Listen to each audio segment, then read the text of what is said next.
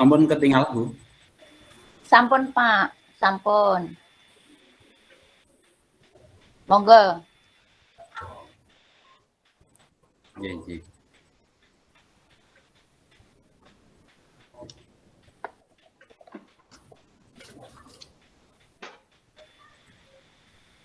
Bismillah. Assalamualaikum warahmatullahi wabarakatuh. Waalaikumsalam warahmatullahi wabarakatuh. Kepada adik-adik siswa-siswi MI Mataluda 02 kelas 5 yang saya sayangi, pada kesempatan pagi ini kita berjumpa lagi dalam acara Tholaqul Ilmi. Sebelum kita mulai materi pada kesempatan pagi ini, kita berdoa bersama kepada Mas Halim untuk memimpin doa. Ya, berdoa mulai. Selesai. Ya, terima kasih. Mudah-mudahan dengan kita awali dengan berdoa, apa yang kita pelajari pada kesempatan pagi ini membawa manfaat bagi kita semua. Amin. Allahumma amin. Ya. Selanjutnya sebelum dimulai akan saya absen dulu ya.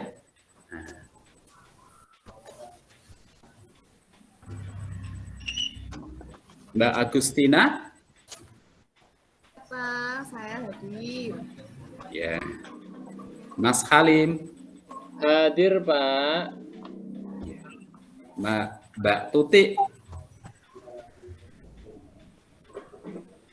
Belum hadir. Belum hadir, Belum Pak. hadir. Ya, selanjutnya Mbak Mujariah. Hadirah, Pak. Ya, terima kasih. Masuk semua ya pada pagi ini. Iya, Pak. Ya, terima kasih. Alhamdulillah. Saya lanjutkan materi.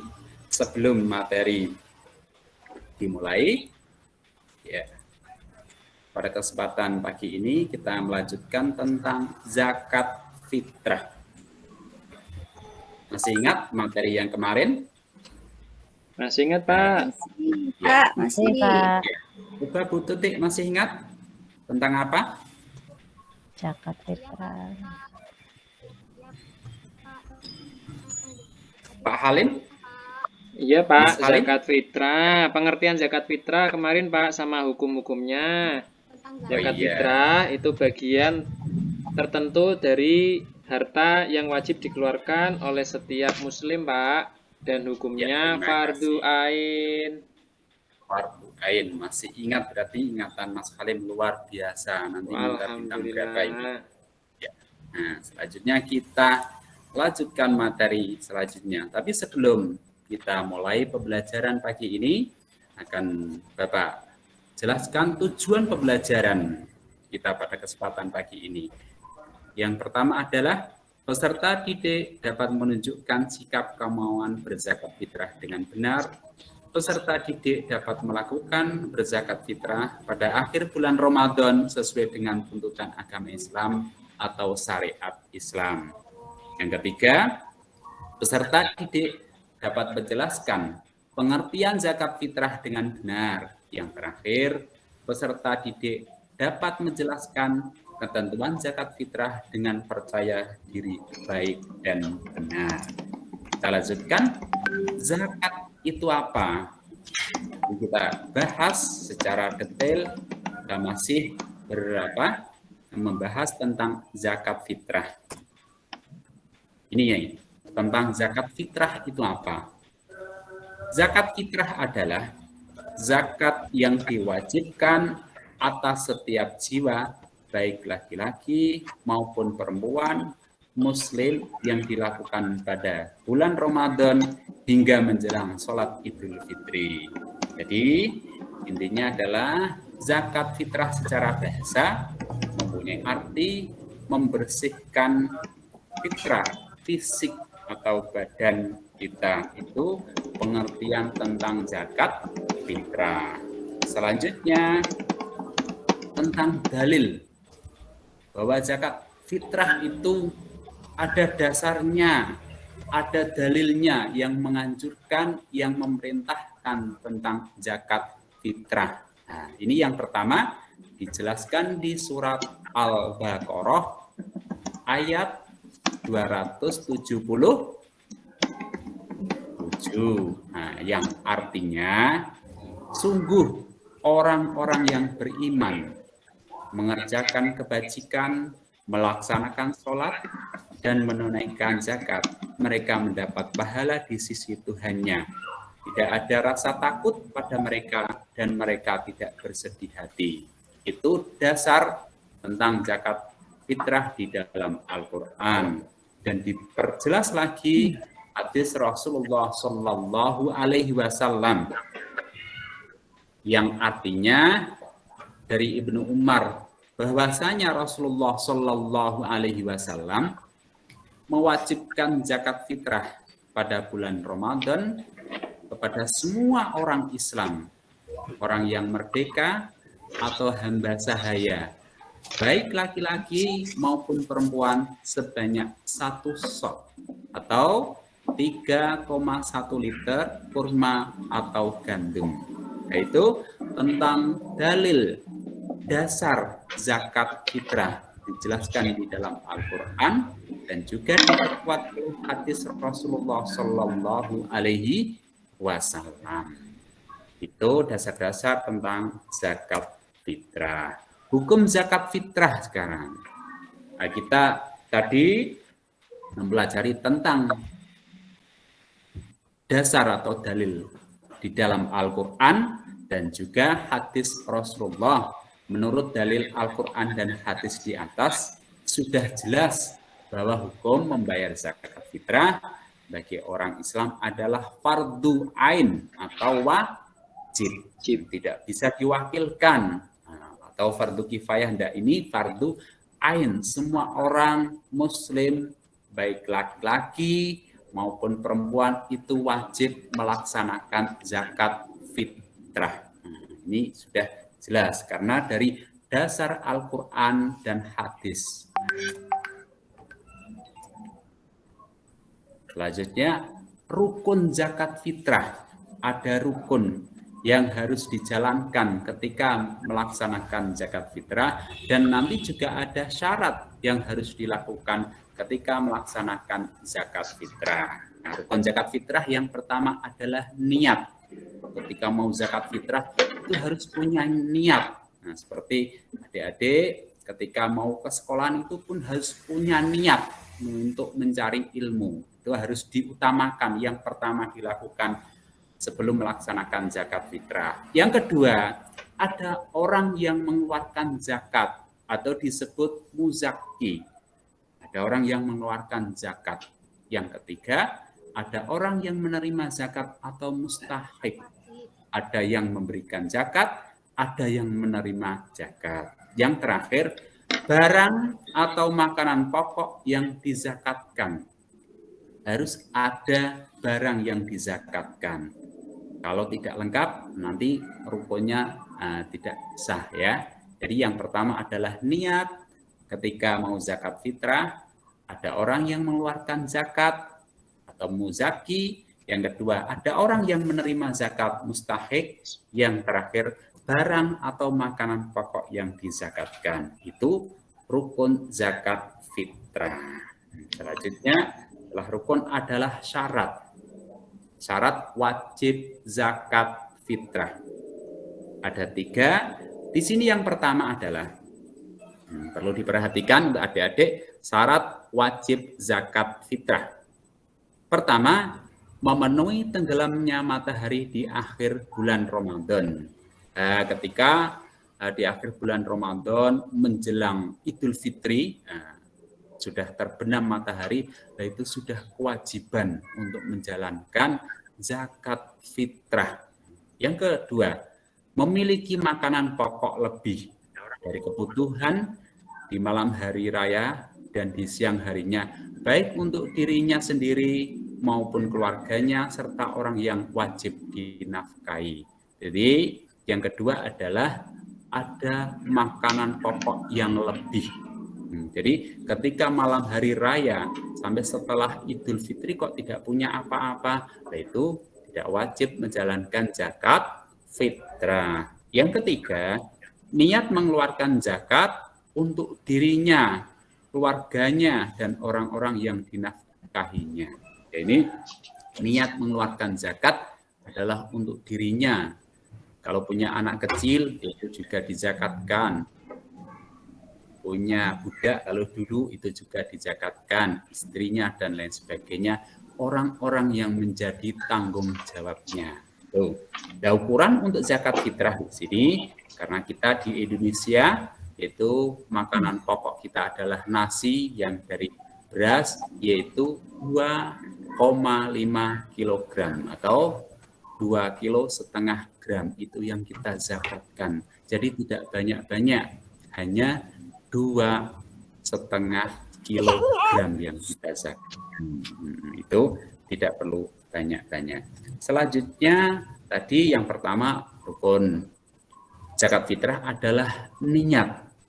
Ini niatnya kita baca bersama-sama ya. Ya, kita bersama ya. Bismillahirrahmanirrahim. Nawaitu an ukhrija zakatal fitri an nafsi lillahi ta'ala. Ya, itu tentang niat zakat fitrah. Di sini Pak Guru kasih titik-titik itu nanti kalau untuk menjakatkan anaknya nanti diisi tentang untuk waladi untuk istrinya nanti diisi. Kalau untuk dirinya zakat al-fitri an-nafsi itu ya. Nah, itu nanti bisa dipelajari untuk niat-niatnya itu berbeda-beda untuk dirinya sendiri, untuk istrinya, untuk anaknya atau orang-orang yang menjadi tanggung jawabnya. Ini penting sebelum zakat fitrah harus niat itu yang diutamakan. Selanjutnya orang yang berhak menerima zakat fitrah. Orang yang berhak menerima zakat fitrah. Di antaranya di sini ada 8. Jadi ada 8 orang yang berhak. Jadi zakat fitrah itu tidak boleh diberikan sembarang orang ya, karena mungkin teman akrabnya, Mas Salim ini teman akrab saya zakati, tidak boleh, harus memenuhi kriteria ini 8. Yang pertama adalah fakir. Siapa orang fakir itu? Orang yang tidak memiliki harta. Nah, ini fakir. Yang kedua, miskin. Orang yang penghasilannya tidak mencukupi. Nah, ini juga berhak menerima zakat fitrah. Yang selanjutnya ketiga adalah amil zakat. Orang yang ngurusi atau panitia, itu berhak menerima zakat fitrah. Keempat adalah mu'alaf. Orang yang baru masuk Islam karena imannya masih lemah, itu juga perlu dizakati. Yang selanjutnya adalah riqab, hamba sahaya atau budak. Karena saat ini sudah tidak ada di sekitar kita, itu tidak kita temukan, itu hamba sahaya. Mungkin tidak ada di sekitar kita ya. Selanjutnya yang keenam adalah ghorim. Ghorim itu siapa? Orang yang memiliki banyak hutang, ya hidupnya banyak hutang, tiap hari ditagih dan lain sebagainya. Nah, itu perlu kita motivasi, perlu disemangati, yaitu dengan diberi zakat fitrah. Yang ketujuh, fisabilillah, berjuang di jalan Allah. Kalau dulu berjuang membawa pedang, membawa tombak, membawa panah dan lain sebagainya. Kalau sekarang berjuang di jalan Allah adalah dengan cara ngaji, pemimpin di musola, di masjid dan lain sebagainya yang tidak dapat tunjangan atau gaji dari manapun. Nah, itu perlu diperhatikan. Yang terakhir, Ibnu Sabil, musafir dan para pelajar perantauan, yaitu musafir mungkin datang pergi jauh terus kehabisan bekal dan lain sebagainya, nah itu juga perlu mendapatkan zakat fitrah. Jadi ada 8 orang yang menerima zakat fitrah. Nah, ini perlu diperhatikan. Nanti ketika zakat, jangan salah orang, jangan diberikan pada orang yang mungkin kita senangi, orang yang dekat dengan kita. Kalau tidak memenuhi kriteria ini, nah, zakat fitrah tidak boleh diberikan. Yang terakhir, tentang hikmah zakat fitrah. Ada hikmahnya ketika kita menjalankan zakat fitrah. Pertama, yaitu sebagai penghapus dosa. Nah, dosa kita mempunyai dosa kecil, dosa besar. Karena kita semua tidak lepas dari yang namanya dosa. Ganggu teman. Waktunya habis, Pak Khalid. Oh iya, Bu. Terima kasih. Untuk selanjutnya, ada yang ditanyakan dari siswa-siswi? Saya Pak Guru, mau tanya. Ya, silahkan. Di kampungku itu kan ada ibu-ibu penjual gula pasir yang sangat laris. Iya. Ketika menjelang Lebaran, ibu itu membayar zakat fitrahnya itu pakai gula pasir, terus pakai roti kaleng, terus pakai pokoknya bukan pakai bahan makanan pokok. Itu hukumnya gimana Pak Guru? Oh iya, terima kasih Mbak Mujariah. Ya, ada yang mau menjawab untuk mungkin yang lain sebelum Mbak Guru menjawab? Mas Khalid mungkin? Tidak boleh, Pak. Oh, tidak boleh. Kenapa tidak boleh? Karena harus menggunakan makanan pokok, Pak. Ya boleh, itu iya. kan bisa dimakan. Oh, gitu. Ya boleh itu kalau iya buat zakat ya Oh, boleh. boleh ya. Boleh ya? Ada jawaban lain? Teman-teman mungkin Bu Tuti, Bu Ana?